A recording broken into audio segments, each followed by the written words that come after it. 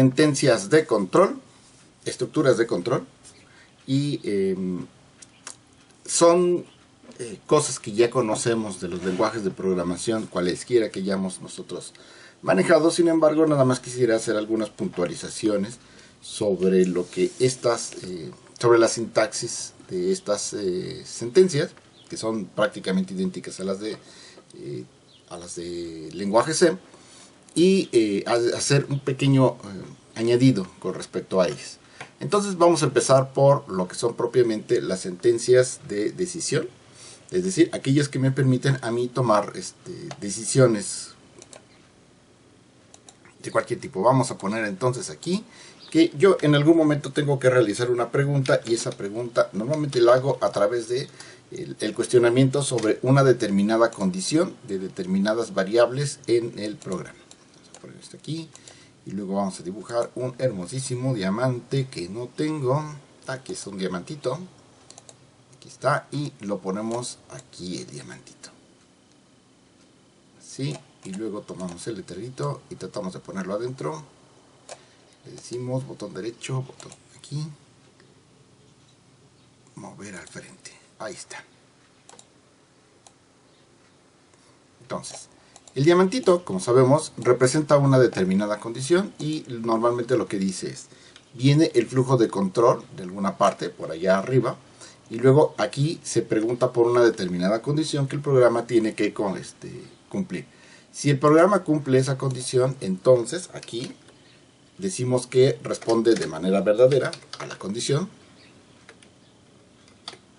y una vez que responde de manera verdadera, nosotros lo que hacemos es que solemos tomar una pequeña desviación para poder hacer una determinada pregunta. Una preguntita, vamos a hacer la preguntita, bueno, más bien, para ejecutar un determinado bloque de instrucciones, al cual nosotros conocemos con el nombre de bloque verdadero. Bloque verdadero. En tal caso, una vez que termine el bloque verdadero, lo que hacemos es que salimos de ahí y continuamos con la instrucción que se encuentre inmediatamente después de ello.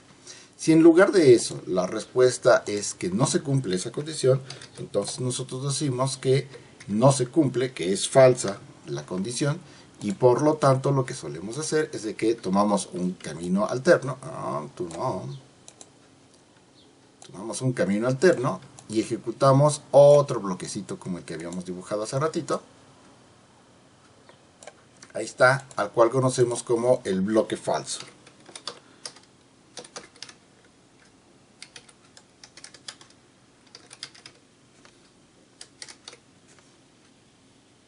Tras lo cual tomamos aquí esto, y una vez que hemos terminado, nos unimos junto con a nivel de control, nos unimos junto con la terminación del bloque verdadero, y procedemos a continuar con lo que sea que exista debajo de la estructura de control.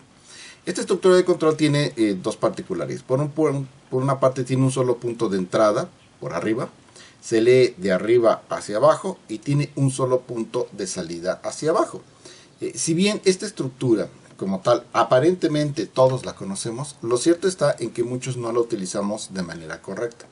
¿Por qué? Porque existen instrucciones, aún en lenguaje Java, que nos permiten a nosotros poner una salida que no debería de existir. Por ejemplo, hacer que a mitad del bloque verdadero, por decir cualquier cosa, en lugar de esperar a que llegue a la última instrucción, yo simplemente tomo una instrucción aquí a la mitad, y de aquí me invento una salida y digo, pues salte, ¿sale?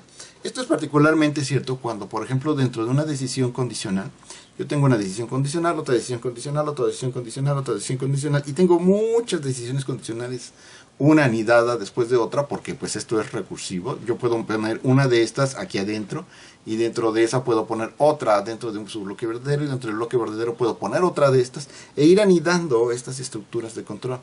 El tema aquí es que si yo hago eso, entonces va a resultar con que esta estructura tiene una salida ahí a la mitad, y en el punto más profundo, inclusive puedo decir cosas tan tremendas como, ¿sabes qué?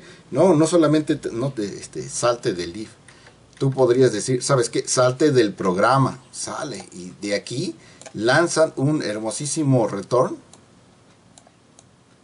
o un exit, o un loop, o alguna instrucción loca, o goto, porque inclusive el goto existe dentro de las estructuras de control, y aquí a mitad de una estructura del bloque falso, del bloque verdadero, ponen una salida del programa, y entonces no se termina de evaluar jamás esta estructura de control, y aquí simple y llanamente agarran y botan todo y dicen, pues a mí me vale gorro, yo me salgo aquí a mitad de mi programita y háganle como quieran, porque pues el programar es un arte, y entonces a mí me parece que así es como me sale y me vale gorro. No, inclusive lo pueden encontrar en cantidad de código dentro de la red, en foros donde ustedes van y hacen preguntas, en libros inclusive académicos muy bonitos, estudiados y todo el asunto, y pueden encontrar este mecanismo, salirse a mitad de un bloque de ejecución, inventándose una salida de emergencia en un caso así.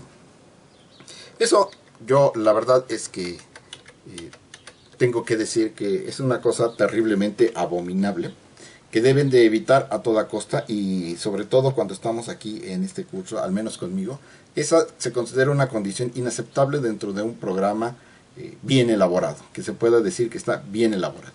Toda estructura de control correctamente ejecutada, canónicamente ejecutada, debe tener un solo punto de entrada, evaluarse de arriba hacia abajo y tener un solo punto de salida hacia abajo.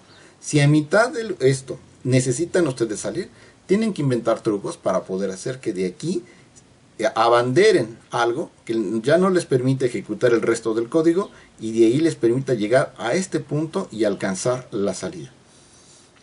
Hay muchas razones para eso. Para empezar, ya experimentamos en los 70s lo que pasaba cuando nosotros inventábamos salidas a mitad de las estructuras. De hecho, esta condición se llama condición binaria porque tiene dos caminos. Si tuviera más de dos caminos, ya no sería una estructura binaria, y por lo tanto ya no sería una estructura de control canónica. Cada uno de estos puntos de contacto del programa hace que yo esté anclado al programa, y va a ser un punto en el cual existe dependencia del programa, tanto de las variables que lo preceden como de cómo va a quedar las variables cuando yo salga. Yo construyo software dentro de una industria que necesita ser dinámica, una industria que necesita dar soluciones en tiempo y forma. Y eso no lo voy a poder lograr, eso lo voy a poder lograr solamente si los bloques de construcción de mis programas siguen algún tipo de normalización. Si los bloques de construcción no tienen este tipo de normalización, entonces lo que yo termino teniendo es una masa amorfa. Tratando de ponerlo claro, si yo voy a realizar una construcción, una casa, y utilizo tabiques con distintas formas, lo que voy a tener en realidad es una catedral gótica, en donde esta piedra con esta forma es la única que puede ir dentro de este muro de mampostería. Y si algún día por alguna razón esta piedra resulta dañada, tengo que encontrar otra exactamente con esas características, y tendría que moldearla específicamente de manera personalizada. De la misma manera, este bloquecito, si yo hago que tenga salidas en alguna parte, pues en realidad estoy modelando una estructura, a mi gusto, personalizada, y que solamente existe y es válido dentro de este contexto. En los 70s, no practicar buenas costumbres de programación, en la cual yo tenía un punto de entrada por arriba, un punto de salida por abajo, lo que nos llevó fue a tener código que se volvía un reverendo relajo, porque entraba y salida, uno podía entrar y salir al código desde cualquier lugar. Porque así como yo puedo inventar una salida por aquí, también puedo inventar una entrada a la sentencia if desde cualquier lugar del programa. Y es posible, no es válido, es posible todavía en los lenguajes modernos. Entonces debemos de tratar de evitarlo, porque pues esto es como si yo tuviera una masa de espagueti en donde yo metiera el tenedor y sacara yo mi cucharada. Si yo hago eso, pues lo que va a suceder es que, como el código está enrevesado y en conexión con todo el resto del código, porque tiene salidas y entradas por cualquier lado, en el momento en que yo jalo la cucharada, aquí sale toda la masa amorfa tratando de jalar todas esas conexiones. Yo no puedo tomar ese segmento de código simple y llanamente y tratar de reutilizarlo en otra parte de mi código. Sí, me refiero al código espagueti y precisamente se llama por esta analogía, porque yo tomo el espagueti, lo meto con el tenedor y sale enrevesado y jala todo a su paso con lo que está interconectado. Lo mismo pasa, esa imagen mental, analogía mental, funciona también con el código. Y no puedo simplemente sacar este pedacito de código y llevarme al otro lado porque tiene conexiones en todas partes. Si en lugar de eso yo solamente tengo una entrada y una salida, me voy a poner a dibujar así bien artísticamente. Es como si yo tuviera una pieza de rompecabezas, más o menos, digo, no lo estoy haciendo con particular cuidado, pero pues más o menos, oh no, pues sí. Espérate. Ok, aquí está. Es como si yo tuviera una piecita de rompecabezas, no sé, más o menos así, más o menos así, otra vez.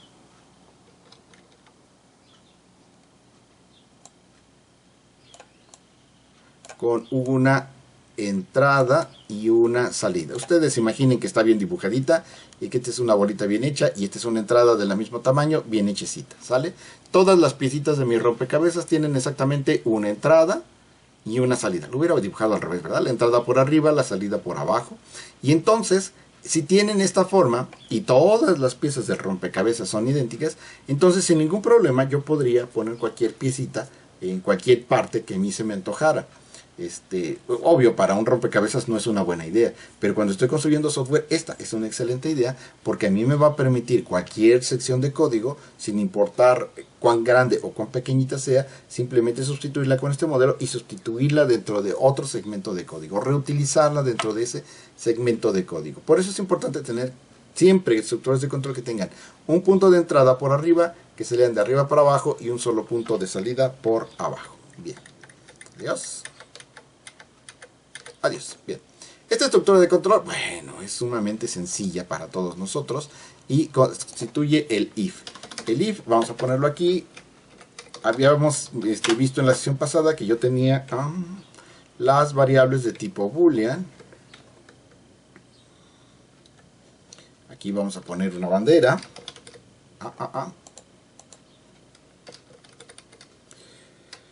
Y en esa, es más, ya no le vamos a llamar bandera, le vamos a llamar condición. Condición, para que se parezca a lo que estoy explicando. Y entonces aquí en esta condición yo preguntaba si, por ejemplo, el 10 es menor que el 5.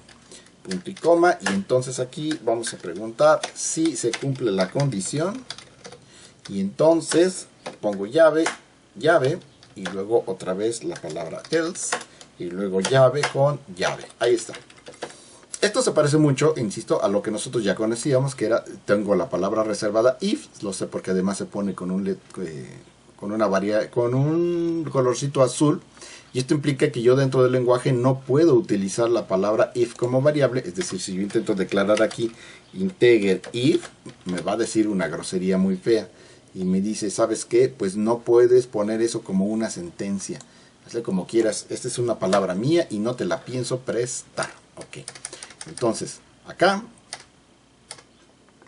tengo a la condición, y si la condición se cumple, entonces aquí vamos a decir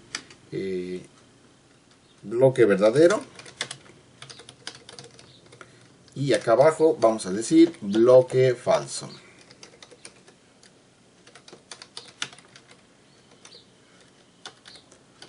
Miguel, así está bien el tamaño, ¿no? Supongo que eso no lo vi, pero ya lo estaba yo ampliando. Ok. Vale.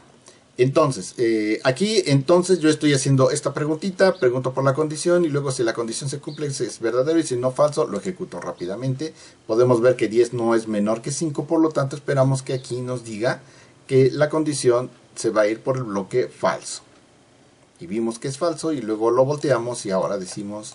aquí lo vamos a decir así, si es mayor que 5, aquí la condición se va a cumplir, y si se cumple, entonces se va por el bloque verdadero y jamás ejecuta el bloque falso. Entonces la decisión me dice que o ejecuto este o ejecuto este. Pero ya que estamos en este tema, y como ya nos da flojera tener que compilar cada vez que yo encuentre esto, pues de una vez vamos a ver el tema de cómo leo yo valores desde la consola.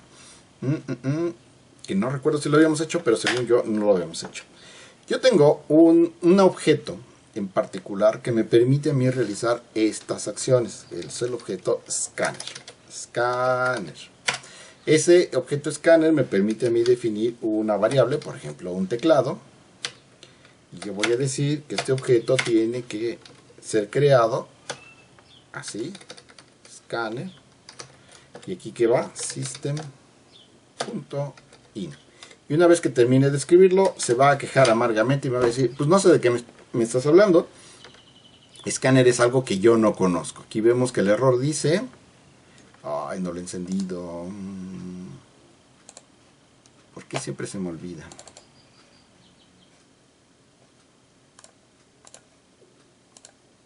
Ahí está. Vemos que dice,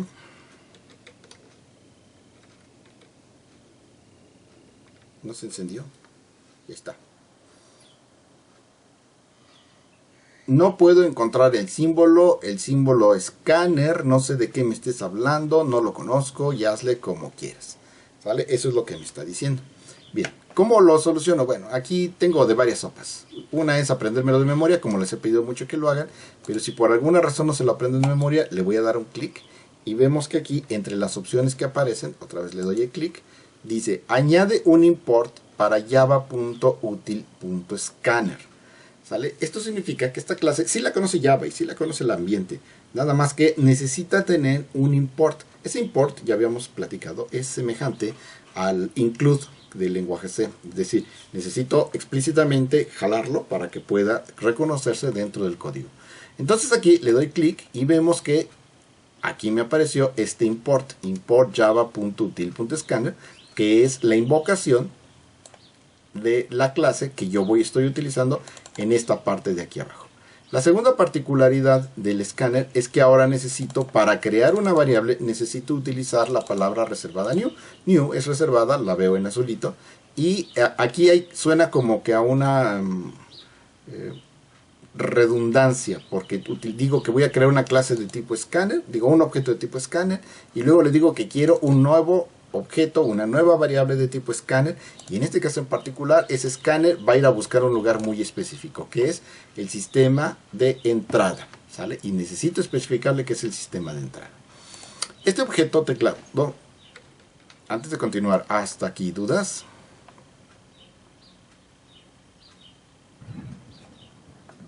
No, profesor. Va. Siempre es Entonces, así, ¿no, profe? Siempre que queramos meter datos por pantalla. sí, exactamente, eso es lo que quiero, meter datos por la pantalla, porque aquí cada vez que quiero modificar la condición, pues estoy capturándolo y la verdad es que nos da flojera eso, ¿no?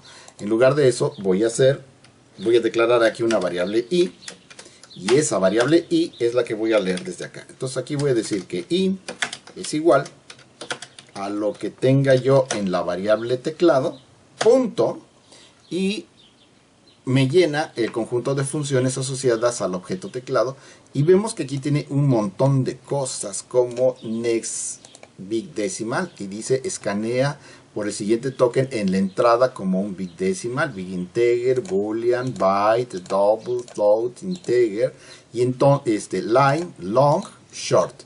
Entonces yo me doy cuenta que en realidad pues yo desde aquí puedo pedir el número que a mí se me antoje. Por ejemplo, estamos diciendo que en este momento voy a pedir un entero. Ahí está. Puntico.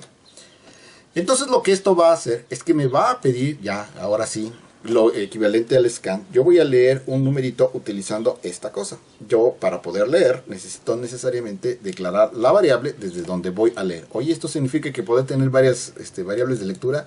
Pues aparentemente sí es este negocio. Vamos a poner aquí un letrerito para que a mí me permita escribir, digamos, dato, dos puntos, y así ya podamos leer el dato. Y luego ese dato lo vamos a sustituir aquí, para que hagamos la pregunta sobre la variable que estoy leyendo. Ahora sí, le doy play. Y vemos que ya me aparece el letrerito que dice dato, y por lo tanto aquí ya puedo capturar un número como el 5. Y me dice que 5 no es mayor que 5, y por lo tanto el programa indica que ese bloque, que entró al bloque falso. Si en lugar de eso le doy un 10, entonces me dice que el 10 sí es mayor que el 5, y por lo tanto entra al bloque verdadero. Pero todo esto es cosa que ustedes ya sabían y no les estoy platicando nada extraordinario, creo yo. ¿Dudas? Como en esa condición puede evaluar una igualdad, o sea, i es igual a 5, es decir, aquí, en lugar de eso, preguntar si i es igual a 5 de esta manera. Vamos a ver, le doy play, pregunto, ahora le digo que el dato es un 5, y me dice, ¿sabes qué? Sí, así es. Puede evaluar si i es igual con 5, ¿vale? ¿Dudas? Y aquí tenemos que tener mucho cuidado, porque aquí estoy realizando la comparación, y una vez que obtenga yo el resultado de la comparación, que es el true, ese es lo que se asigna a la variable condición. Esto mismo, por supuesto, saben ustedes perfectamente que podría hacerlo aquí adentro. Y es igual con 5, y sería exactamente la misma gata. El tema está en que yo puedo hacer esto. Y aquí ya me mandó a Pocholongo y me dice, ¿sabes qué? No, perdóname, pero los tipos son incompatibles y no puedo convertir eso que me estás diciendo es entero hacia un boolean. Esto en lenguaje C era perfectamente válido como una condición, pero aquí no se vale y sí nos marca error. Si yo utilizo el operador de asignación, significa que esta 5 se almacena en la variable i. Aquí queda por lo tanto solamente viva la variable i, que es entera, y un entero no es una condición booleana. No es una condición que se evalúe como verdadero o falso. Lo que sí podría hacer es que una vez que quede asignado, yo preguntar si eso es igual, por ejemplo, a 0. Eso sí lo puedo hacer.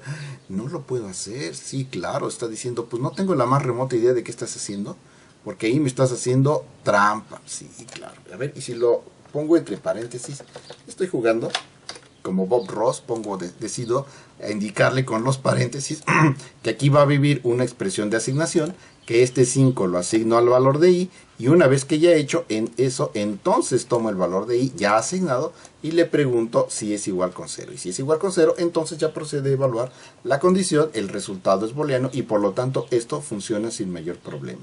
¿Sale? Y entonces, ahora me pregunto, si yo sustituyo esto que está aquí y lo pongo aquí adentro, ¿será válido o no será válido?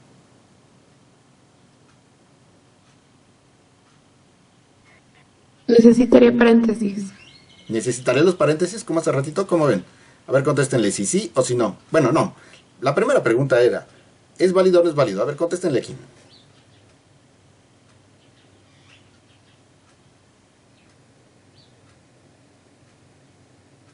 Ah, lo están capturando. Dicen que no, dicen que sí, yo creo que sí, yo creo que sí es válido. Le doy play y descubrimos que sí es válido. Ah, caray, a ver, espérame. Hace ratito no nos la valió y ahorita sí nos la valió. ¿Por qué? Ah, por una razón muy sencilla. Porque aquí sigue el mismo orden de ejecución que aquí arriba. Yo tengo el i igual a 5. Se realiza la comparación y me entrega como resultado un true o un false. Y eso se asigna a la variable condición. Sin embargo, aquí la variable condición sí es una variable booleana y por lo tanto satisface lo que el if está esperando y por lo tanto se ejecuta correctamente esta condición. ¿Estamos? Entonces, como pueden ver, es válido. Mucho ojo con eso porque a esta clase de cosas sutiles se parece el examen. ¿Dudas? O sea que si fuera un diferente tipo de dato, ahí es donde sale mal. Correcto, que fue lo que sucedió hace ratito. ¿Qué pasa si el usuario ingresa a una cadena en lugar de un entero? Pasa una cosa muy fea. Pero, y de eso vamos a hablar un poquitito más adelante. Y sí lo vamos a hablar. Aquí en lugar de eso pongo cosa. Y me dice, oye, no sé de qué estés hablando. Estamos aquí, divirtiéndonos tranquilos, y aquí dice input mismatch exception, es decir, no coincide la entrada con lo que yo esperaba y por lo tanto disparo una excepción. La lancé a través de la clase scanner, la cual fue llamada aquí dentro de la clase setControl en la línea 12. Le doy clic y me manda derechito a la línea en donde está el problema. Aquí fue donde ocurrió, porque aquí yo le dije que iba a leer un entero y en lugar de leer entero proporcioné una cadena y por lo tanto me mandó a pocho loco, ¿sale? Pero ¿y cómo le hacemos para pescar este error? Lo vamos a ver más al ratito, ahorita que terminemos. Primero veamos el tema de las condiciones con if. ¿Dudas hasta aquí?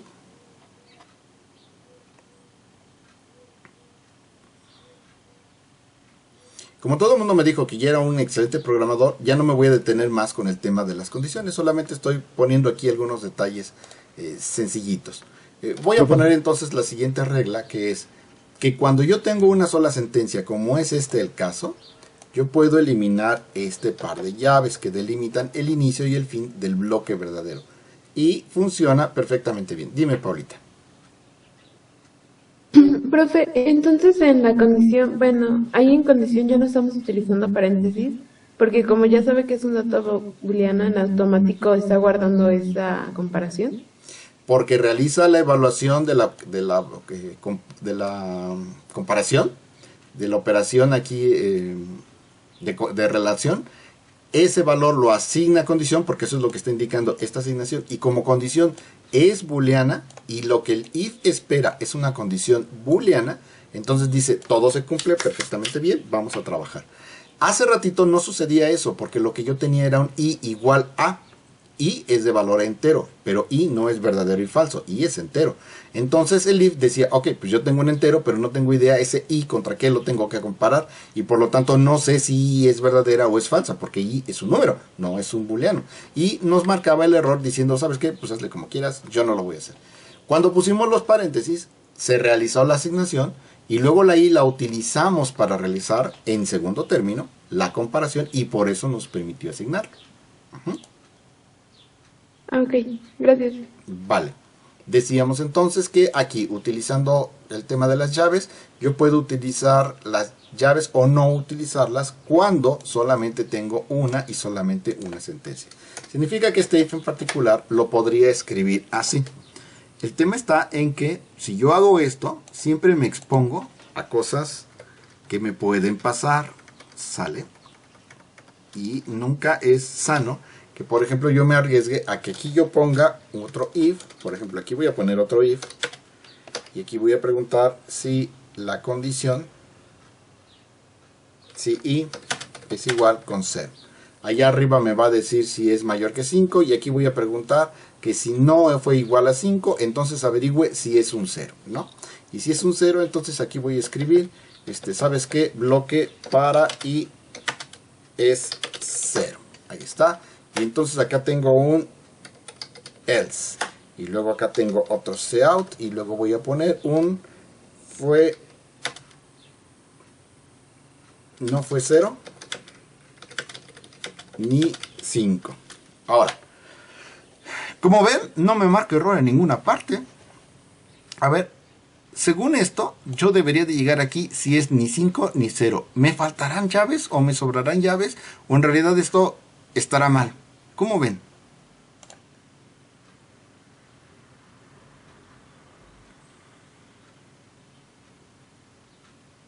Dice que está bien. Javier dice, está bien. Yo no veo que marque rojitos y por lo tanto está bien.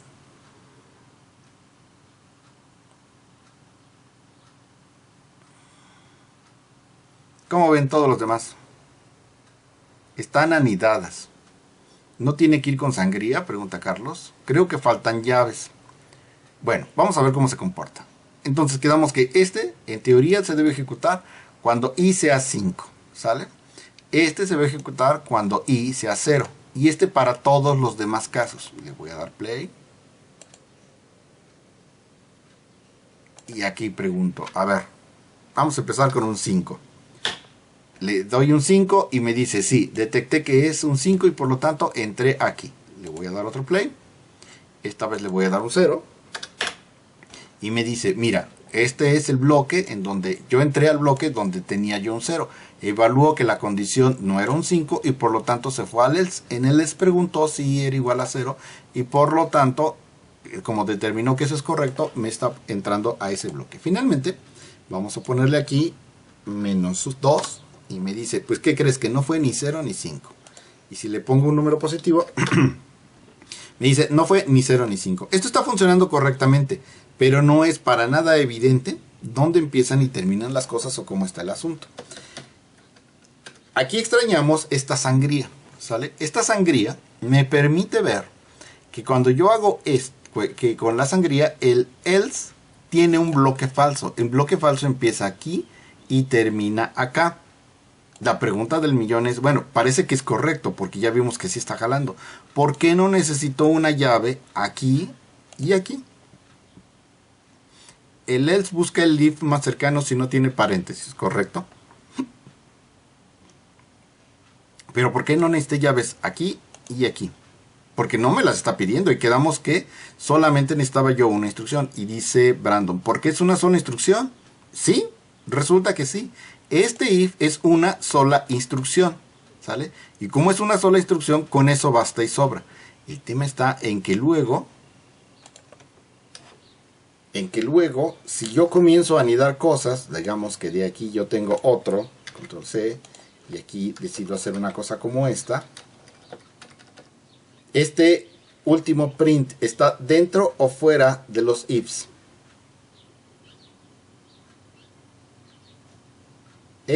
¿A qué altura debe ir relacionado? Es decir, ¿esto debe ir así o cómo va?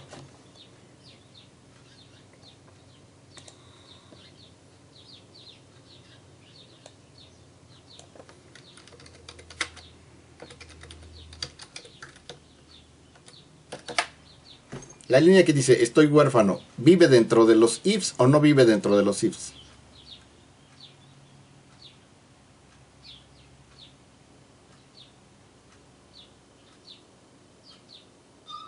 No. Está fuera, correcto, todo el mundo lo ve, porque en realidad este if termina con esta sentencia.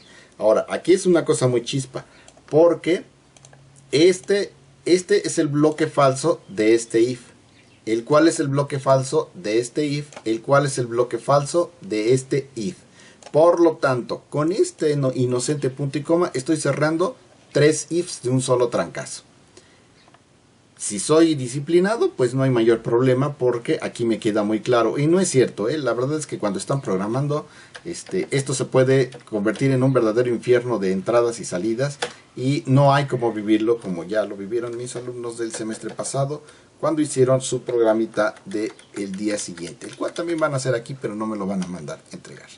Ok, ya está, bien. Entonces podemos observar que los ifs se pueden anidar, pues ya sea dentro del bloque falso, dentro del bloque verdadero, tantas veces como sea menester y no hay ningún problema. Yo la verdad es que siempre les recomiendo este nivel que pongan estas llavecitas. Uno nunca sabe quién va a leer el código y por lo tanto siempre es sano que las llaves existan.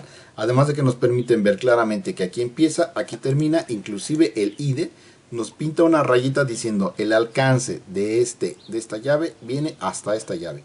El alcance del bloque verdadero viene delimitado por esta llave, este guioncito, y aquí se ve el otra rayita que nos delimita el alcance del bloque falso del if más interno.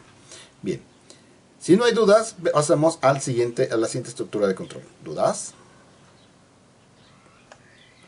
¿Podemos ocupar el if? Sí pueden. Sí pueden.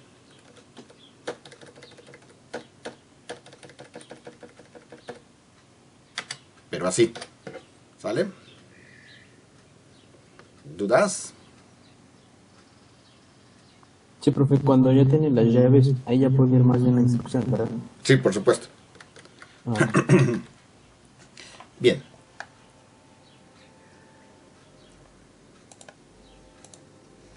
Siguiente instrucción. La instrucción de repetición. La instrucción de repetición es igualita a esta.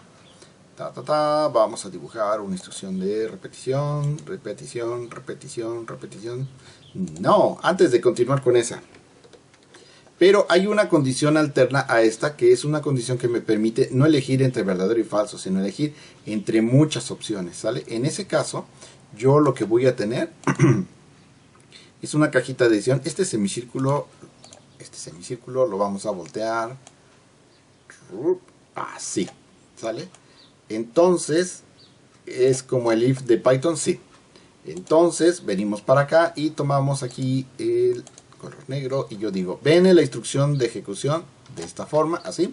Y luego de aquí pueden salir múltiples condiciones y cada una de ellas va a tener su respectivo bloque de ejecución, de tal manera que aquí ya no hablamos de bloque verdadero y bloque falso, sino de bloque de ejecución 1, bloque de ejecución 2, correcto, bloque de ejecución 3 y bloque de ejecución 4. Pues ustedes imagínense que llegan hasta acá y luego cada uno de ellos, entonces, cuando termina, sale.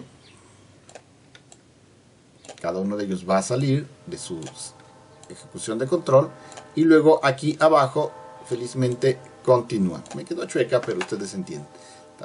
Entonces este llega hasta acá, y este llega hasta acá, y este llega hasta acá. Y aquí yo tengo una determinada variable que voy a evaluar.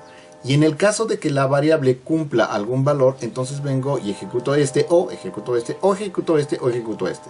Estrictamente hablando, esta es la forma canónica de realizar una estructura de decisión múltiple. No necesariamente tiene que ser así, como vamos a ver. Por ejemplo, esto que estaba yo haciendo aquí, pues en realidad pude haberlo validado de la siguiente manera. Yo pude haber dicho, a ver, en caso, no, primero,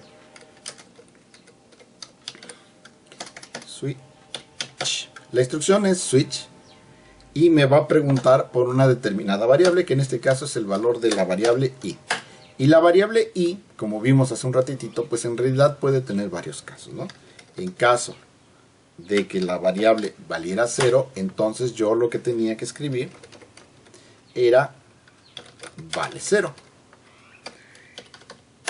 Luego rompo la ejecución y luego pregunto, en caso de que la sentencia, de que la variable valiera 5, entonces vale 5, así. Y luego, en cualquier otro caso, entonces no es 0 ni 5.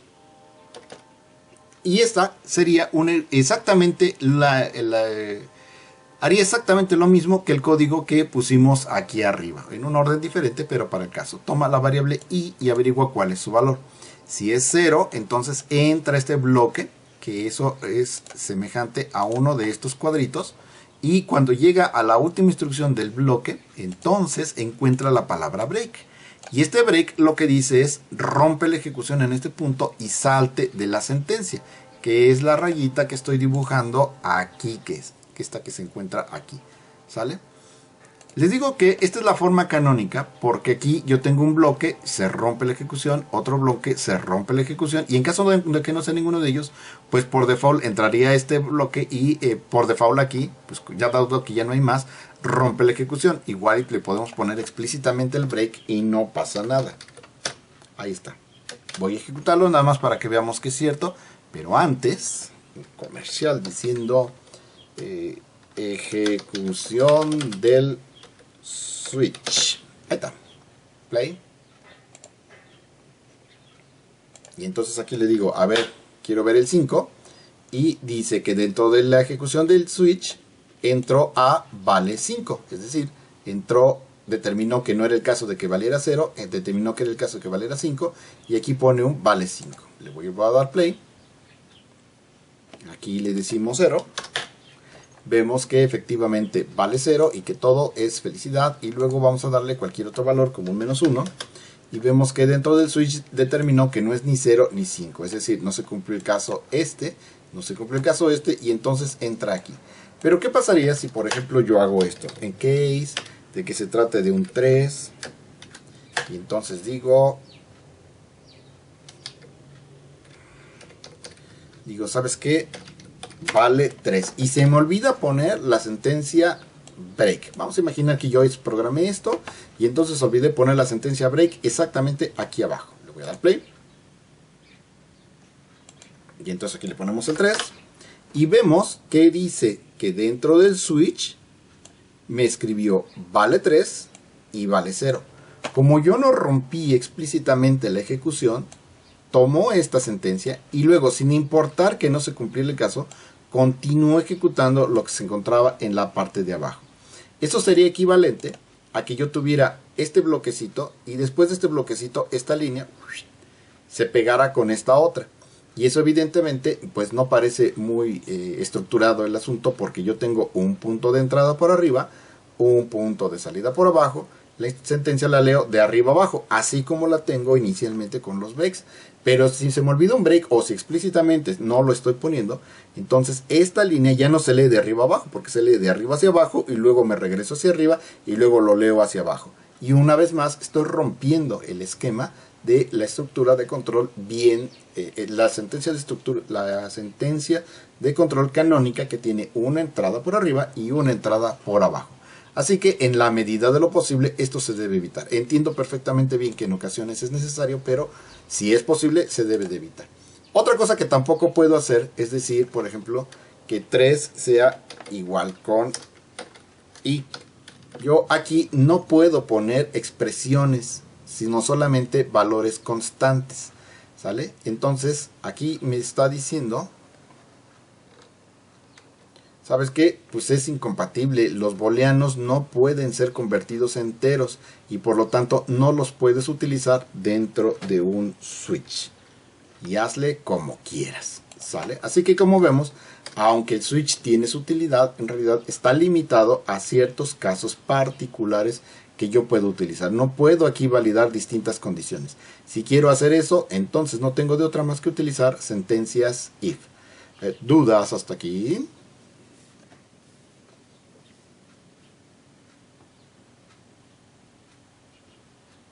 Ah, sí, claro, por supuesto. Vamos a ir pasando el código. Profe, Dígame. ¿me explica de nuevo por qué le marcó error? ¿En dónde?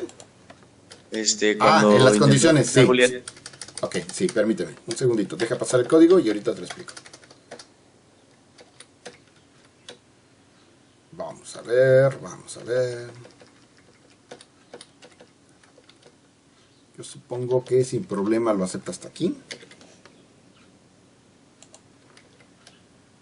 No.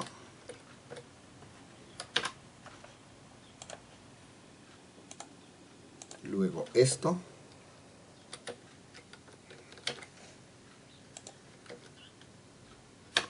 Acepto hasta el default. Y luego esto.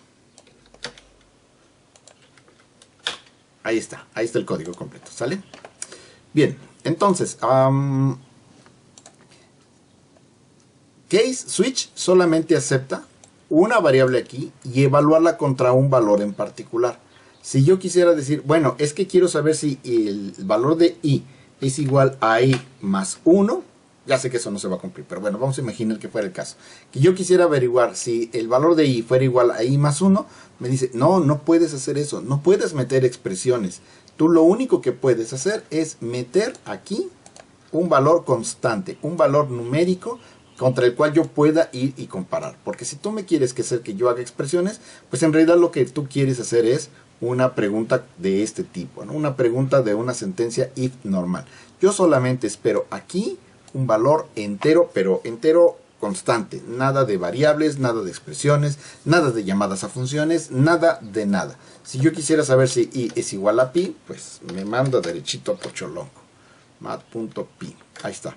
Quiero averiguar si es igual a pi, y aunque pi es una constante, me sigue diciendo, no, y hazle como quieras, no lo voy a averiguar ni lo voy a convertir. Vale. Pues aquí era un 0 y aquí era un 3. Gracias, profe. Por nada. ¿Dudas?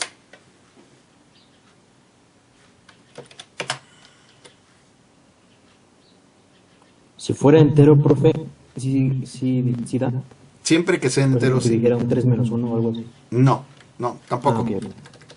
3 menos 1, Ah, Ah, caray, mira, ese sí me dio. ¿A poco sí?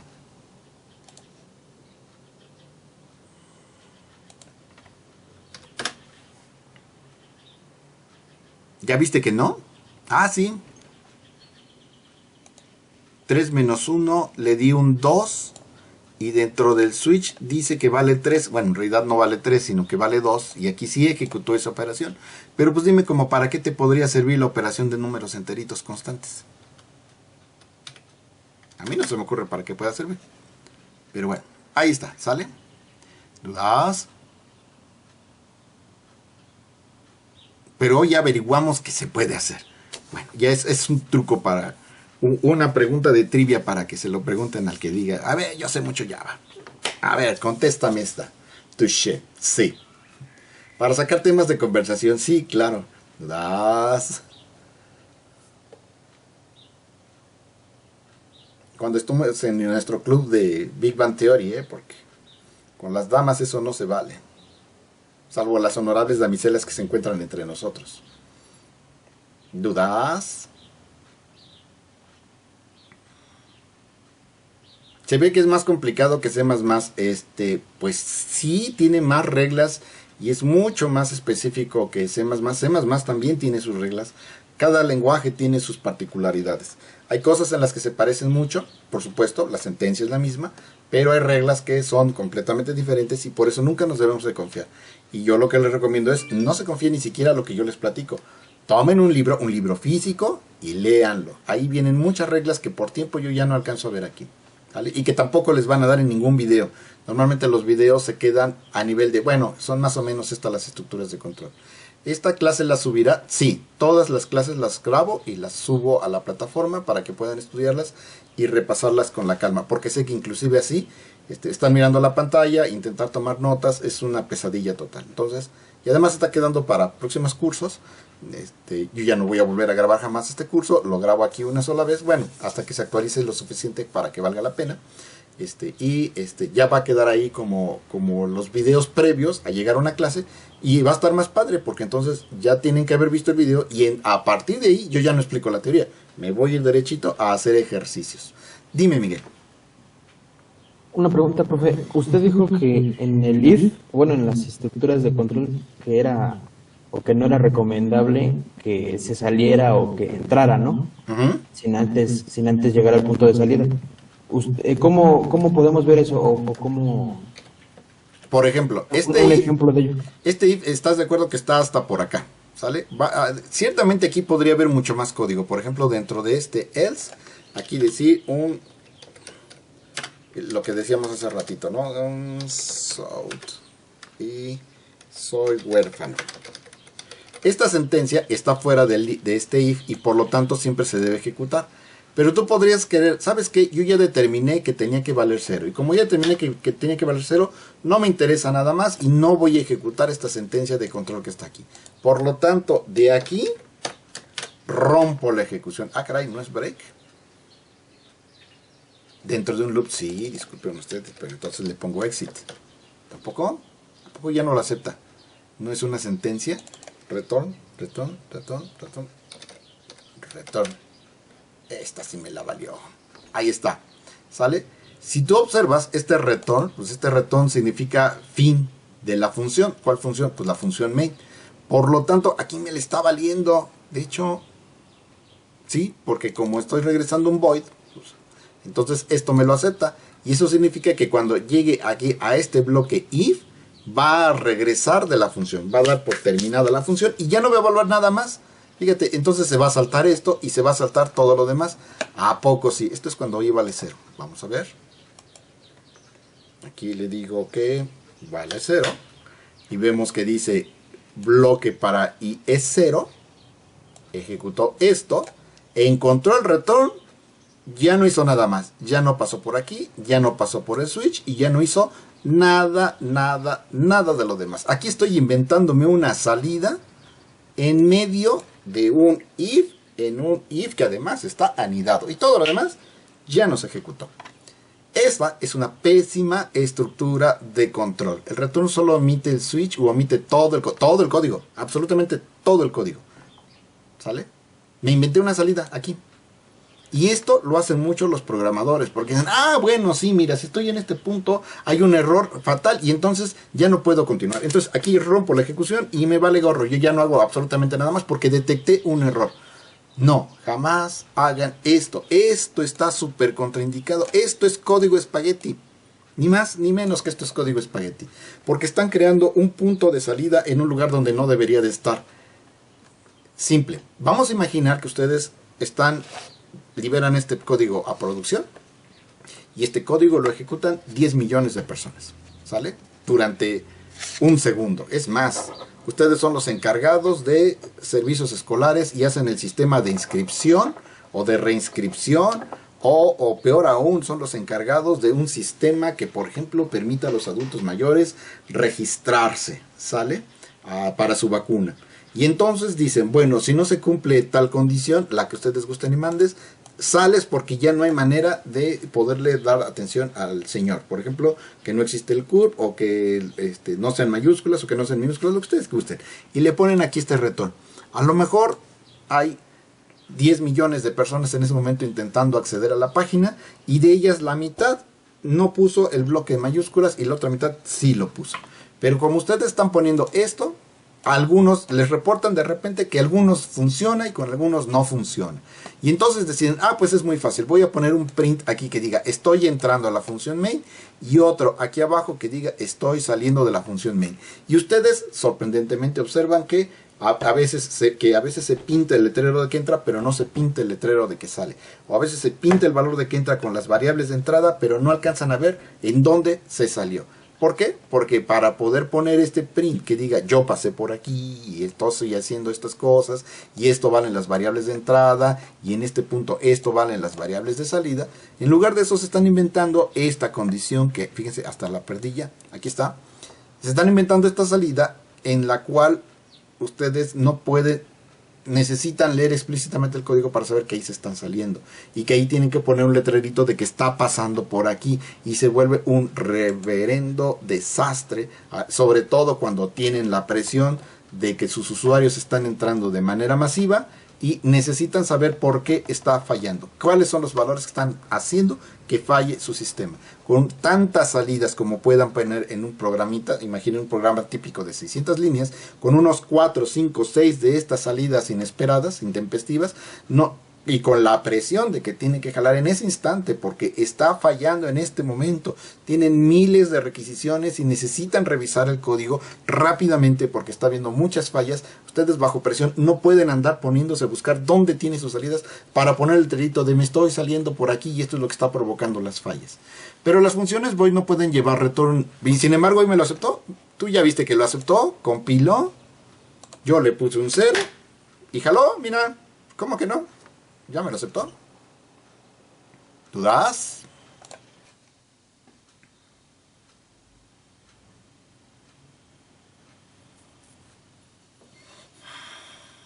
Ok, continuamos entonces. Siguiente estructura de control. Por supuesto, ahora viene la repetición. La repetición funciona más o menos así. Yo voy a tener un diamantito.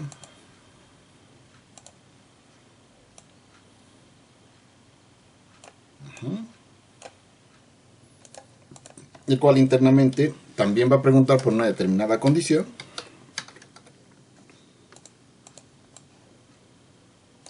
Y esta condición también, por supuesto, se va a cumplir o no se va a cumplir.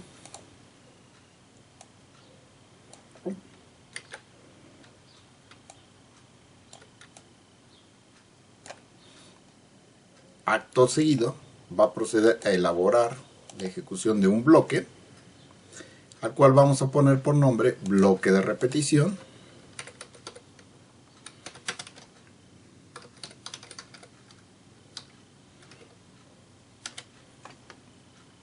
Así. Tras lo cual, en cuanto termine, procedo a regresarme a preguntar si el valor de la condición ha cambiado. Si es una vez más verdadero, entonces vuelvo a entrar y ejecuto el bloque de repetición. En caso de que no se cumpla el bloque de la condición, entonces procedo simple y llanamente a saltarme todo el bloque de repetición y continúo. Observemos que una vez más, esta estructura de control tiene la misma estructura que las anteriores. Tiene un punto de entrada por arriba, se lee de arriba hacia abajo y tiene uno y solamente un punto de salida por abajo.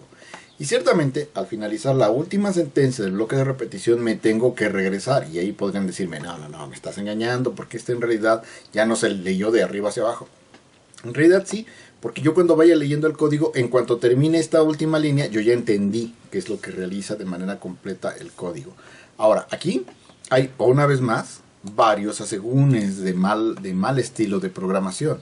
Yo en medio del bloque de repetición puedo inventarme una salida falsa y decir a mitad del bloque te sales, y también puedo decir a mitad del bloque regrésate a pregunta, así, a la mitad, en un punto en el cual no he terminado todas las instrucciones, puedo hacerlo. Las estoy pintando en rojo porque aunque existen esas instrucciones, yo lo que digo es no debe utilizarla ninguna persona que tenga un mínimo de decencia con sus congéneres programadores. Deben de tenerse siempre en presente que hacer esta clase de cosas inhabilita el bloque de repetición para poder ser extraído de ahí y ponerse en otra parte. ¿Por qué?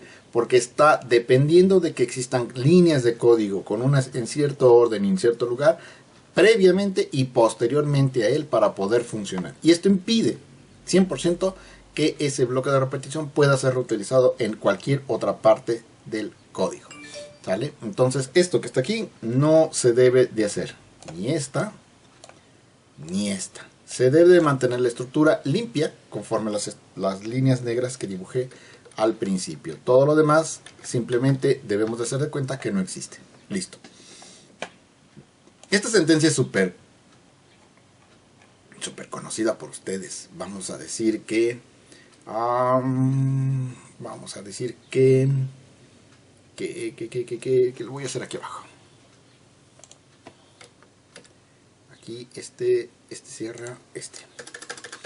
Entonces aquí vamos a poner la sentencia while. La sentencia while tiene la siguiente estructura. Primero pongo la palabra while, luego pongo aquí la condición que quiero evaluar. Por ejemplo, aquí simplemente voy a evaluar que i sea mayor que 0.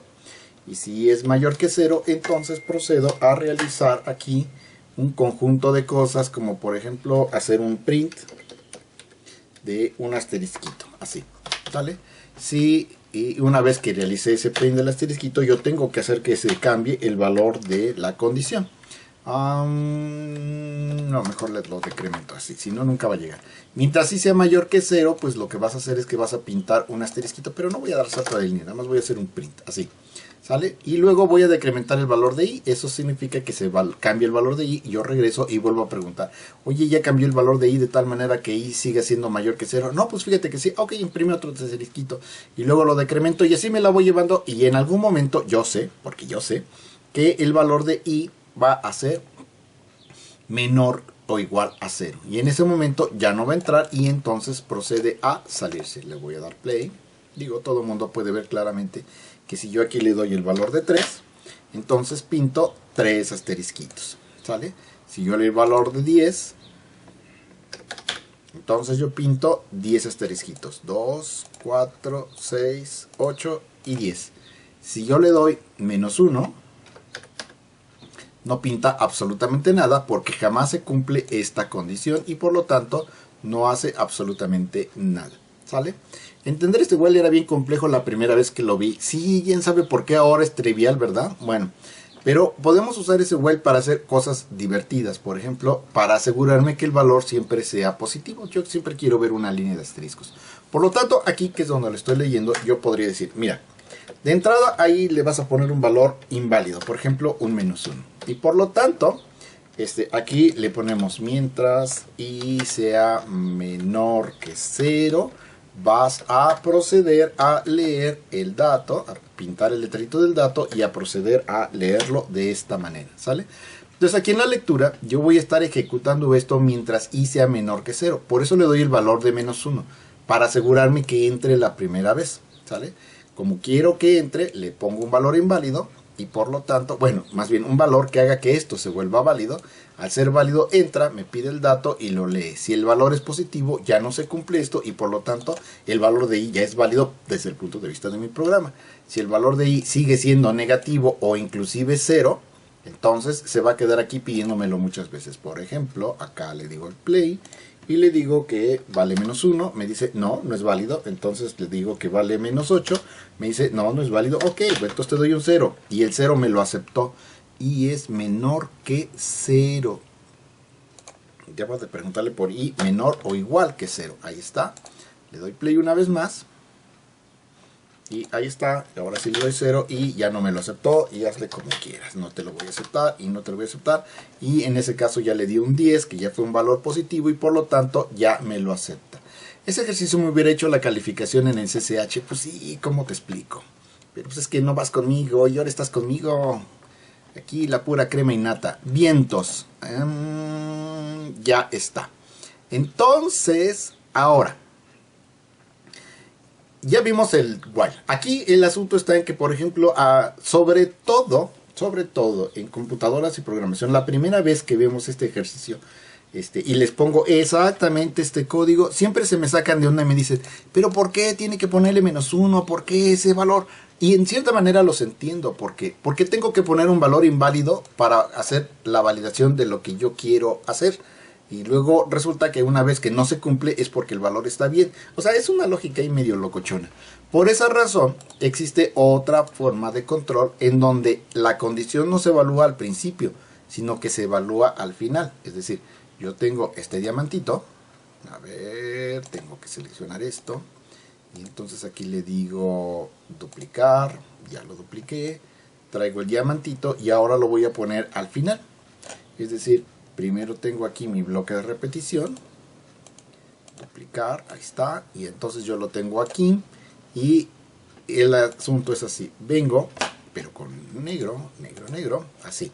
Vengo, ejecuto esta sentencia. Y una vez que yo tengo esta sentencia, entonces procedo a preguntar si se cumple la condición. Está chueco, pero pues ustedes no se van a poner rejegos por eso. Entonces, aquí se ejecuta el bloque de repetición. Y cuando termina el bloque de repetición, yo pregunto por la condición. ¿Sale? Duplicar, ahí está. Y yo pregunto por esa condición.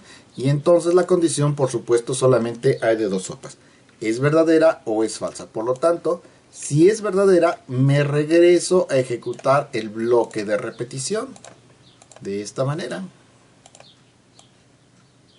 Ahí está. Y entonces, si fue verdadero. Aquí está y me la traigo y ahí está. Si es verdadero, se regresa y ejecuta el bloque de repetición. Y cuando termine, entonces vuelve a evaluar por la condición. Y es en ese momento en que si no se cumple, entonces yo me salgo de aquí y procedo a continuar con lo que sea que esté yo haciendo. Y esto se cumple. Esto se va a ejecutar cuando el bloque de repetición sea falso. ¿Sale? Entonces, en uno yo tengo la condición al inicio y en otro yo tengo la condición al final. Este recibe el nombre genérico de while, mientras que este recibe el nombre genérico de do while. Son cosas iguales, pero diferentes. Esto depende de en dónde, en qué momento hago la pregunta. El do while es mucho más natural en esto que yo estoy haciendo aquí, porque en vez de preguntarlo al principio cuando no sé cuánto vale, ni le he dado un valor, lo puedo hacer de esta manera y preguntar, a ver, ¿vas a hacer esto que está aquí? Ay, aquí, ¿por qué se está quejando? Porque falta un punto y coma. Aquí, listo. Vas a ejecutar este bloque. La primera vez no me importa cuánto valga, ni sé cuánto vale. Así que le quito ahí el valor que yo le había puesto inicial. Ahora sí está mi código más limpio. Simplemente declaro el valor y le digo, pides el dato y lo capturas desde el teclado. Y una vez que lo hayas capturado, preguntas. Si i es menor o igual que 0, pues significa que no satisfizo mis condiciones y por lo tanto tienes que regresar a volver a pedir el dato. Y vas a realizar esto que está aquí mientras, después de la lectura, tú averiguas que el número sigue siendo negativo. Aquí le doy play. Y vemos que efectivamente aquí ya le digo, ¿qué? 0. Y me dice, no, no te lo valgo. Es 1, no te lo valgo. Luego aquí le pongo 8 y ahí ya me lo valió y me permitió continuar. ¿Dudas?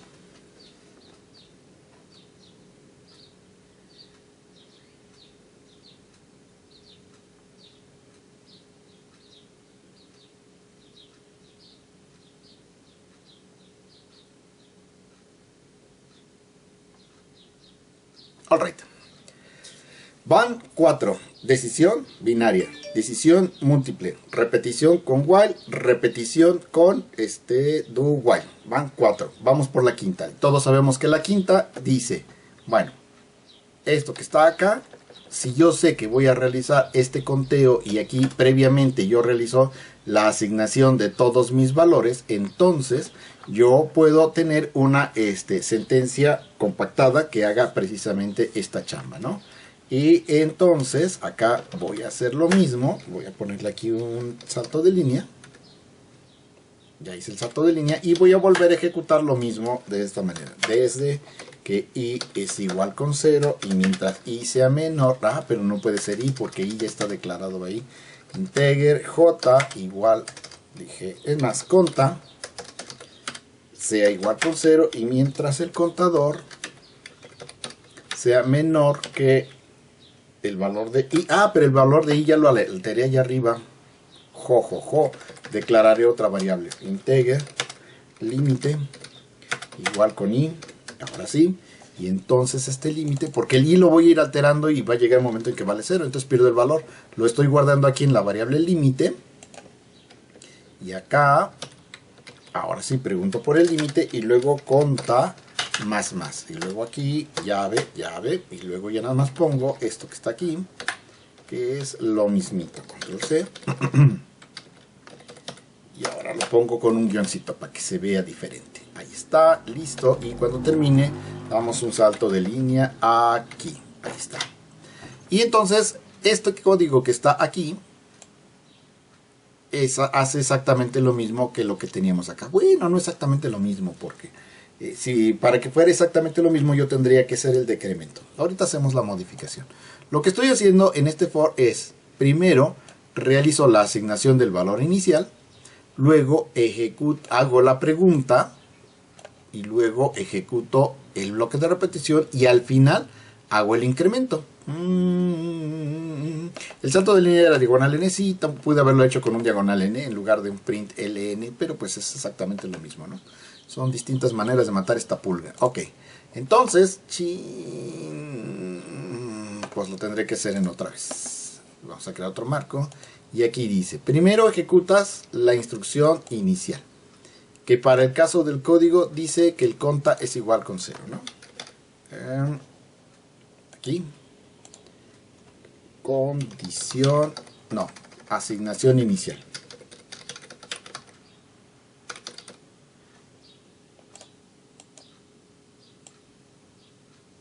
El código viene de donde sea que venga, y lo primero que hace es una asignación. Una vez que he hecho la asignación, entonces procede a ejecutar la pregunta. Pongo un diamantito, ahí está mi diamantito, y aquí pongo la condición. Condición. Y evalúo el valor de la condición, así, muy mono. Una vez que he hecho la condición, entonces procedo a preguntar. Acá. No procedo a preguntar, procedo a ejecutar mi bloque de repetición. Ahí está, y entonces aquí le ponemos bloque de repetición. Repetición.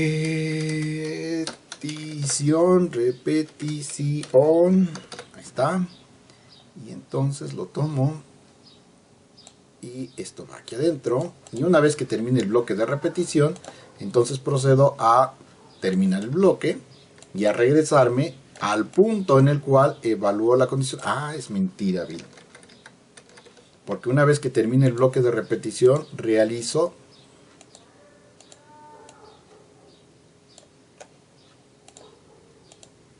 la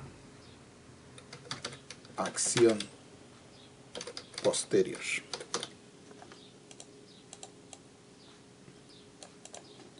es decir, el C++, el incremento. Normalmente iba el incremento o el decremento de la respectiva variable, y una vez que yo termine, entonces procedo a regresarme a evaluar la condición. Si la condición es falsa, en ese momento procedo a salir y el bloque termina.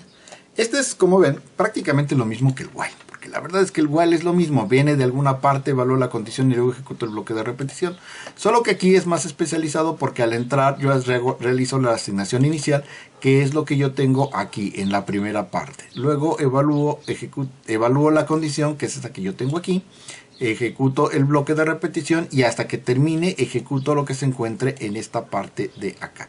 Eso es exactamente lo que dice mi diagramita que acabo de dibujar aquí, ¿vale? Igual a 0, mientras sea menor que el límite, entonces haces el print, y luego el conta más y se regresa a evaluar una vez más cuando vale mi condición. Y cuando esto ya sea falso, entonces procede a salirse. Aquí decimos que este es cuando sea verdadero, mientras que este es cuando sea falso. ¿Sale? Una vez más observamos que la estructura de control tiene un punto de entrada por arriba y un solo punto de salida por abajo. Vale, hasta aquí dudas.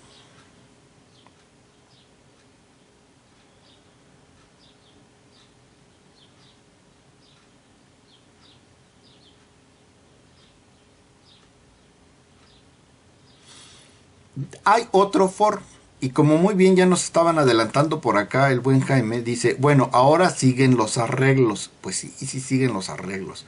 Y los arreglos lo voy a hacer de una buena vez aquí arriba declarando. Voy a declarar aquí un arreglo unidimensional, ¿sale? El arreglo unidimensional lo voy a hacer de 10 elementos. No, ¿qué crees? Que no puedes hacer esto que estás haciendo aquí. Ya no puedes simplemente declarar la variable y decir cuántos elementos necesitas.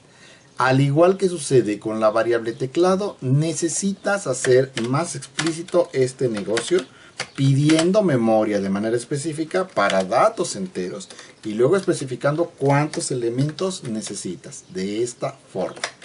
¿Sale? Esta es la manera correcta de pedir la memoria para poder almacenar los arreglos. Si lo haces de otra manera, en realidad no estás pidiendo memoria. Esta sí es la manera correcta de pedir la memoria. ¿Los arreglos cuentan como estructuras de control? No, pero me van a permitir a mí manejar una estructura de control muy particular. Entonces, ya que tengo mi arreglo que se llama arreglo uni, voy a proceder a darle valores. Acá lo vamos a hacer hasta abajo. Otra vez voy a utilizar el conta. Desde que conta es igual que a 0 y mientras conta sea menor que arreglo uni punto. Y aquí los arreglos quedamos que ya se le puede pedir aquí la longitud. Y luego conta más. Ahí está. Se está quejando porque... fíjense qué cosa tan emocionante. Se está quejando y me dice... Fíjense nada más qué cosa tan grosera me dice. Me dice, hazle como quieras. No encuentro la variable conta. No la has definido. Pero aquí está. ¿Qué pasó ahí?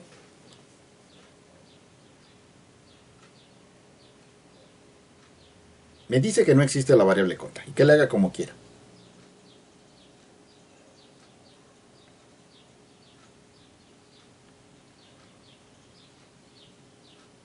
Solo está inicializada en ese for.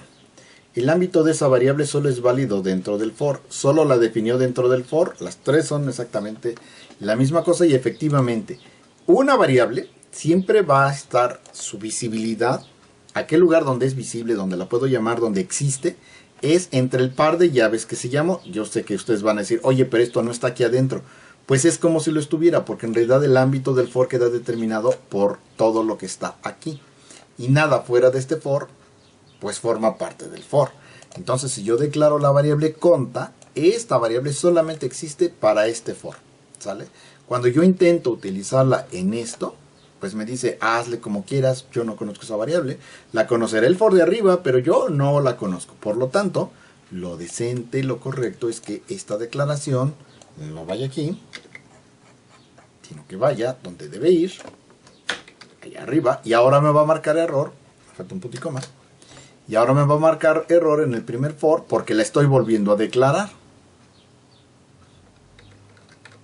La variable conta ya está definida dentro del método main. Pues sí, claro que sí. Ahora le quito la declaración y entonces ya puedo utilizar la variable que está declarada dentro del par de llaves de main. Es decir, entre esta llave y esta llave se encuentra la declaración de seconda y por lo tanto ahí sí es válido utilizarla. En C, declarar las variables dentro de un for igual daba problemas en todos los lenguajes, pero bueno, nada más hay que tener cuidado. ¿Puedo repetir cómo se declara un arreglo? Sí, por supuesto. Es tipo de dato, nombre del arreglo, corchete, corchete. Estos no tienen que ir ahí necesariamente, también podrían ir aquí, así. Y luego la palabra new, que es palabra reservada para pedir en memoria, que es lo mismo que estamos haciendo aquí arriba, estamos pidiendo memoria para el teclado. Luego el tipo de dato, aquí arriba el tipo de dato era scanner, aquí el tipo de dato es integer. Y luego entre corchetes el tamaño del arreglo. En este caso son 10 elementos para este arreglo en particular. ¿Sale? Aquí observemos que no son corchetes cuadrados, son paréntesis. Significa que esto es un argumento que se le manda al tipo de dato. En tanto que esto significa que es una dimensión que se le va a dar al arreglo. Y es lo mismo que significa aquí. Oye Ernesto, veo que este tipo de dato, corchete, corchete, es lo mismito que estás declarando aquí arriba. ¿Existe alguna relación? Pues sí, significa que aquí arriba lo que yo en realidad estoy declarando es un arreglo de cadenas. Arreglo de cadenas. Yo recibo en main un conjunto de cadenas y la variable de esas, el arreglo de esas cadenas se llama argumentos. ¿Sale? Entonces ya tenemos claro entonces qué es lo que significa este string corchete, corchete. Bien. Estábamos aquí abajo. ¿Sí? Ahí era bueno, en la declaración del arreglo era un menos o un igual en la sintaxis. ¿Aquí? No, en la declaración del arreglo. A ver. Ahí él solo creo que no alcanza a ver bien, ¿es un menos o un igual? ¿Este? Ándale, ajá. Ese es un igual. Ok, gracias. Mira, es un igual, así sí se ve claramente el igual, ¿no? Ok. Gracias. Bien, entonces, ok, vámonos para abajo. Y aquí decimos, voy a darle valores iniciales al arreglo, por lo tanto aquí, era mi arreglo. Control C, aquí le ponemos esto así, y luego punto, no ningún punto, corchete, corchete, y aquí voy a decir que el valor de conta lo voy a hacer igual al valor de conta, punto y coma. Significa que en el elemento 0 almaceno un 0, en el elemento 1 almaceno un 1, y así me la llevo para todos y cada uno de los elementos que se contengan dentro de este arreglito. Ya está. Ahora, una vez que yo lo almacené, entonces quiero mostrarlo. Bueno, y para eso voy a hacer lo siguiente. Voy a declarar una variable que se llame dato. ¿Cómo lo haríamos normalmente? Voy a hacer las dos versiones. Normalmente diría yo, conta es igual con 0 y mientras conta sea menor que el arreglo.length, entonces conta más llave, y aquí pondría mi respectivo print para pintar allá adentro el arreglo en el elemento conta. Esta es la manera como tradicionalmente yo haría este for para printar todos los valores que asigné aquí arriba. Pero lo que estamos queriendo mostrar ahorita es una forma diferente de hacer eso mismo, que sería, declara un valor que se llame dato, ¿sale? Y ese dato le vas a asignar cada uno de los elementos que se encuentren dentro del arreglo uni, ¿sale? Va a ir tomando, este for lo que va a hacer es que va a tomar el arreglo, va a tomar cada uno de los elementos y se lo va a asignar a la variable dato. Así que inicialmente toma el elemento 0, se lo asigna al dato y por lo tanto acá el primer elemento se encuentra dentro de la variable dato. Y ahí está. Aquí es donde me lo va a mostrar.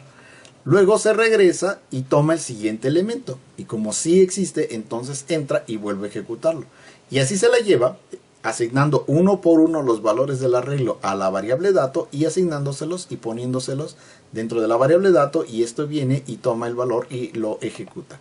A este for en particular se le llama un for de tipo for each, para cada uno, ¿sale? Eso es lo que significa, para cada uno de los datos del elemento arreglo, entonces ejecutas esto y trabajas sin problemas. Le voy a dar play. Acá quedamos. Profesor, una pregunta. Dígame. Esto solo es para un arreglo bidimensional, ¿verdad? Digo, unidimensional. Ahorita hago el ejemplo con uno bidimensional, ¿sale? Pero quiero hacer perfecto. quiero terminar las estructuras de control y ahorita entro al tema de arreglos, como otro tema aparte. Porque eso Sí, está merece bien, todo un gracias. tema aparte, ¿vale? Entonces veamos, después de haber puesto los guioncitos, aquí con el primer for estoy pintando 0, 1, 2, 3, 4, 5, 6, 7, 8, 9. Con el segundo for, con el for each, aquí tenemos entonces lo mismo. 1, 2, 3, 4, 5, 6, 7, 8 y 9. Variable nombre del array, tamaño del array aquí adentro.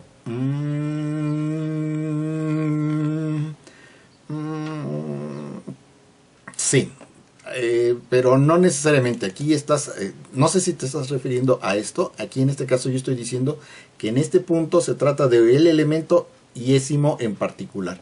Si lo dices por la forma de declararlo aquí arriba,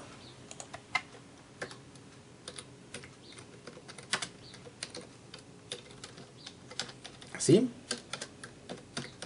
marca error. ¿Sale? ¿Dudas?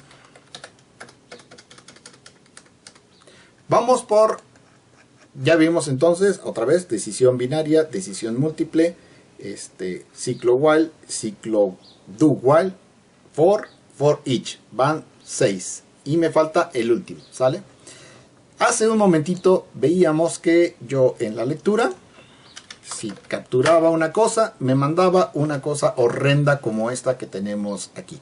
¿Sale? Y me dice, pues hazle como quieras, yo no sé trabajar eso, rompo la ejecución del programa y ya no te doy la oportunidad de que continúes trabajando porque ya fue un desastre total lo que hizo el usuario.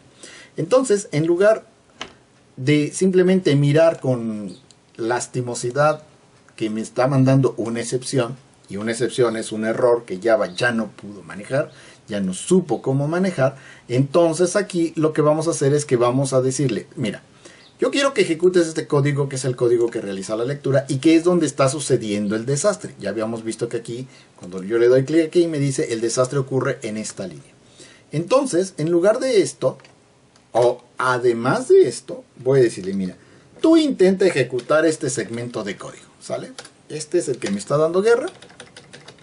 Y quiero que trates de ejecutar, try significa, como todos sabemos, intenta ejecutar este segmento de código. Si lo puedes ejecutar, pues qué chido, ¿no? Y como es un qué chido, pues todo va a funcionar bien si me proporcionan el dato que espero. Pero si no, quiero que caches el error que estás mandando y que lo trabajes de la siguiente manera. El error que me está mandando es un Java util input mismatch exception, control C, y ahora lo pego aquí arriba. Y ese es el error que estás disparando. Voy a atrapar el error aquí en la variable e, de tal manera que cuando esto que está aquí dispare este error, se va a salir de aquí y se va a venir para acá, sin más, ¿sale? Y entonces, como estoy haciendo esto que está aquí, entonces ya aquí puedo decir, ¿sabes qué? No es válido.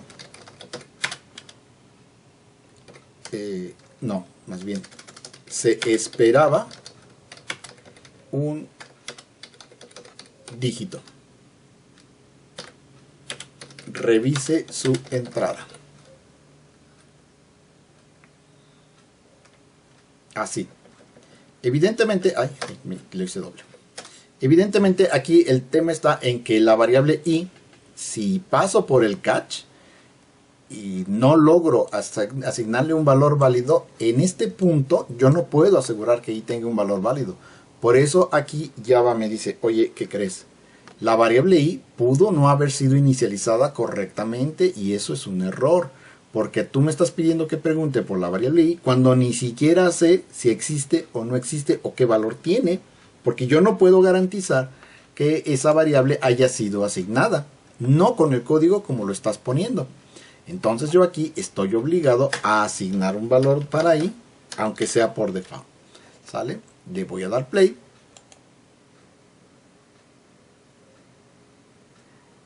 Y ahora voy a ponerle aquí cosa. ¿Y qué fue lo que pasó? Pues que como no pudo asignar el valor, se disparó la excepción. La excepción la atrapé aquí en el catch y entonces aquí me lanzó el mensajito de se esperaba un dígito, revise su entrada, se asigna el valor de 0 por default y detecta que la variable es 0 y por lo tanto ejecuta todo el código que sabía que puede ejecutarse dentro del caso específico cuando la variable es 0. O sea que la declaración del catch es, y tienes que ponerle el try, entre llaves el código que quieres ejecutar, inmediatamente donde cierra la llave del código que quieres ejecutar, pones el catch y luego el código que va a gestionar el error. De hecho, estrictamente hablando, a lo mejor yo ya no debería de ejecutar nada de esto, así que a lo mejor esto que está aquí no debe de ir aquí, sino que en realidad debería de ir hasta el final de mi programa, acá, así. Y como ya quedó hecho un desastre, entonces le digo aquí source, donde está formato, listo, y ya me lo reformateo. Vemos que aquí esta llavecita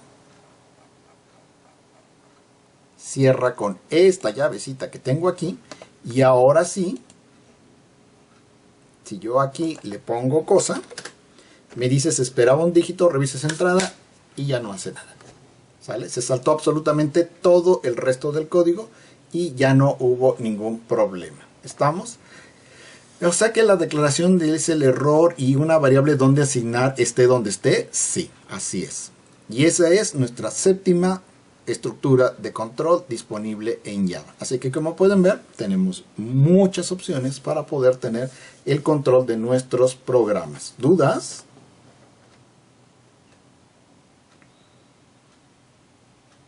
¿Qué pasa si no le pongo la variable? Esta parte del final, la variable, bueno, pues lo que pasaba es que no estaba definido el valor de i y por lo tanto no te iba a permitir compilar. ¿Sale? ¿Dudas? No. No, la variable es, profe. Ah, esta variable, no te la va a aceptar. Según yo, no te la va a aceptar. Yo, Sí. ¿cuál era la diferencia entre for y for each? Cuando yo tengo un for, el for es determinado por las condiciones que se encuentra aquí, en esta parte. ¿Sale? Pero cuando tienes el for each, esto se va a ejecutar mientras existan datos en el listado que tengas, que estés definiendo en esta sección. Mientras esto tenga datos, se va a ir ejecutando. Cuando que alcance el último dato o cuando alcance el punto en el cual ya no hay más datos, en ese momento el for se sale. Esto es más parecido a un while que a un for como tal. Y tú ese while diría, mientras existan datos, ejecuta lo que está allá adentro. ¿Pero se guarda algo en dato, profe? ¿O solamente imprime? Sí. Se guarda, mientras se esté ejecutando, el dato contiene uno solo de los elementos que contenga el arreglo. Entonces la primera vez guarda el elemento ubicado en la celda 0, en la celda 1. Como vemos, bueno, no lo vemos.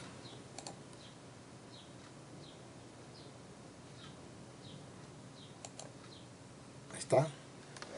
Le digo F5. Y acá le ponemos un 5.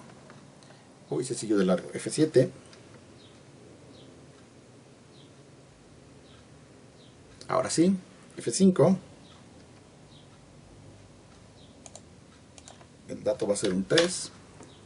Ahí está. Ya estoy en este punto. Entonces, la primera vez que yo estoy aquí, observamos que dice que el dato vale 0, porque es lo que vale el elemento dentro de mi arreglo. Si yo me vengo a ver aquí mis variables, puedo observar que el arreglo en particular, que es este, tiene almacenado 0, 1, 2, 3, 4, 5, 6, 7, 8, 9 y 10.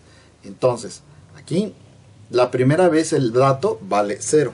Cuando le digo ejecútate, ahora vale 1. Cuando está aquí arriba, observemos que cuando está en el for, el dato desaparece, deja de existir y por eso me dice que vale nulo. Toma el siguiente valor y ahora vale 2, vale 3, vale 4 y de esa manera cada uno de los elementos del arreglo, que son estos que están aquí, va sustituyéndose y va creando una nueva variable que es utilizada dentro del bloque de repetición del for. ¿Vale? 5, 6, 7, 8, 9. Llega al último dato, que es este, ya no encuentra más datos y se sale. ¿Ok? ¿Dudas? Sí, yo sí tengo una duda, profesor. Por ejemplo, en este arreglo que acabamos de utilizar, ya se declararon todos los espacios, ¿no? Por así decirlo. Entonces, ¿hay alguna forma de cambiar, no sé, la posición 8 de ese arreglo que ya se estableció, vaya? ¿Cambiarle el valor que contiene? Ajá. Sí, simple y llanamente dices explícitamente, ¿sabes qué? No quiero no quiero que el valor 8 tenga el valor 8, yo quiero que el valor 8 contenga un 18, ¿no? Entonces dices ahí, en la celda número 8, pones un 18 y de manera explícita tú dices qué cosa quieres que se almacene en ese valor. ¿Sale? Perfecto, sí. Y la última, entonces el for que hicimos creo que más arriba es para eso, ¿no? Para definir cada espacio Correcto. con un valor específico. Correcto, Ok. porque aquí lo que estás haciendo es inicias el contador en 0. Y entonces aquí dice, el elemento 0 lo vas a hacer igual al contador, que vale 0. Entonces el elemento 0 vale 0, que es lo que estamos viendo que sucede aquí abajo. Se sube, se incrementa el valor del contador, ahora vale 1. El elemento 1 vale 1. Se incrementa el elemento 2, vale 2. Se incrementa el elemento 3, vale 3. Y así se la va llevando. Por eso es que al final el arreglo tiene estos valores que están aquí. ¿Vale? Gracias. Sí. Voy a hacer algo. Voy a tomar esto, ahorita que terminemos la clase, lo subo a la plataforma para que... No, a Telegram. Y ahí en Telegram lo van a tener todos a su disposición, el ejercicio completito. Y en casa van a hacer exactamente eso. Le van a dar F7, F8 para que vayan viendo línea por línea qué es lo que está haciendo. Y cualquier duda, absolutamente cualquier duda que tengan, por favor, el jueves, sin excusa ni pretexto, me preguntan. ¿Estamos? Seguimos teniendo pendiente el ejercicio del Lean Link y tenemos también el ejercicio pendiente de platicar sobre precios de la tecnología. El jueves dedicamos un ratito a esos temas porque los sigo trayendo pendientes. Pero me interesaba hoy terminar todo este asunto de las estructuras de control, que como vieron son muchas. ¿Dudas? ¿Podemos crear arreglos de cadenas? Sí, por supuesto. Lo vemos en la siguiente clase, ¿sale? Porque va a ser exclusivamente para arreglos. Y ya, en 8 días arrancamos con la teoría de objetos. Porque ya nos aventamos 3 semanas nada más viendo las diferencias entre Java y C. 3 semanitas completas. ¿Dudas?